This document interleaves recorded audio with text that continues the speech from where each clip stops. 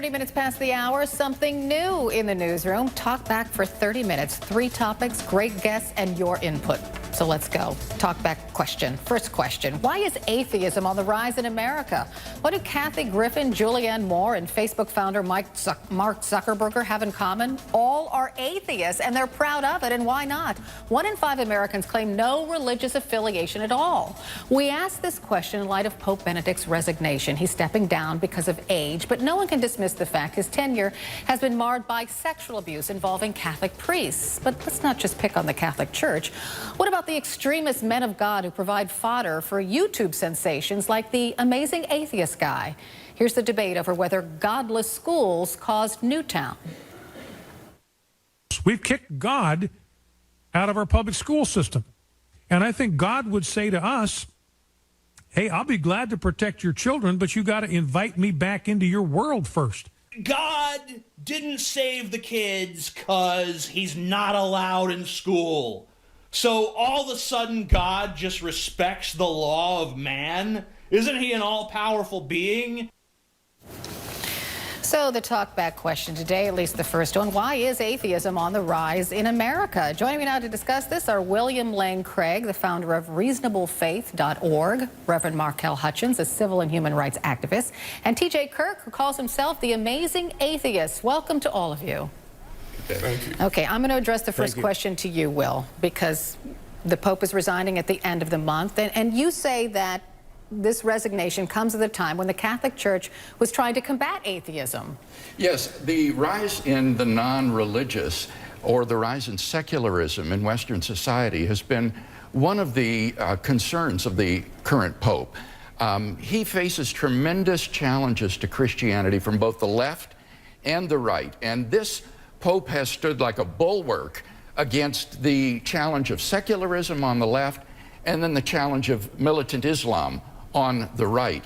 And I have tremendous respect for him for his resignation today, because it shows that this Pope is not content to be a mere figurehead. He wants to be an activist in combating these challenges to Christian faith, and that takes an enormous amount of energy, which I think he believes now requires a younger man. And I'm sure TJ would say that something about the sex abuse scandal within the Catholic Church have caused a lot of people to lose faith in religion. TJ, are you with me?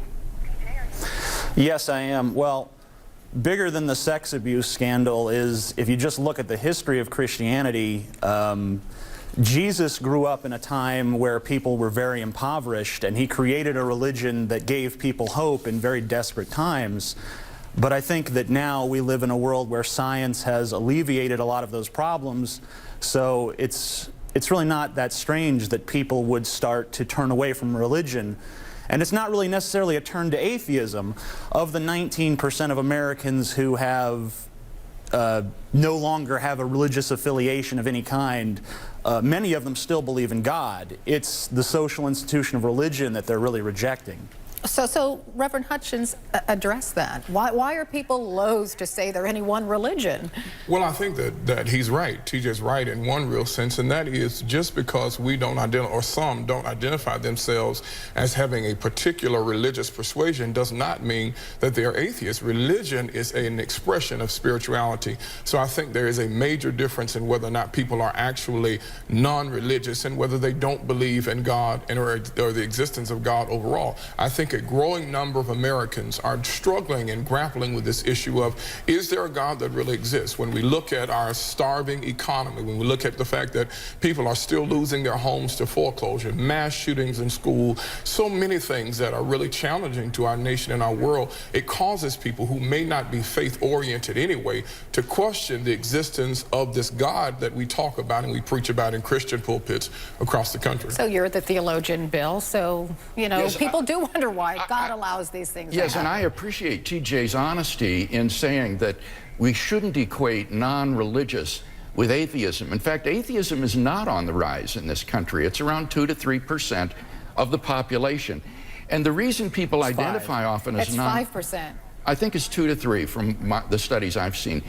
But the reason people often identify as non-religious is because denominational labels have become so much less important. People don't self-identify as a Presbyterian, a Catholic, a Methodist, and Episcopalian. And so, as Markel says, very often these people do believe in God. They have a prayer life, they have a spiritual life, but denominational labels are a lot less important. And the second point that, if I... I'd like TJ to get in here.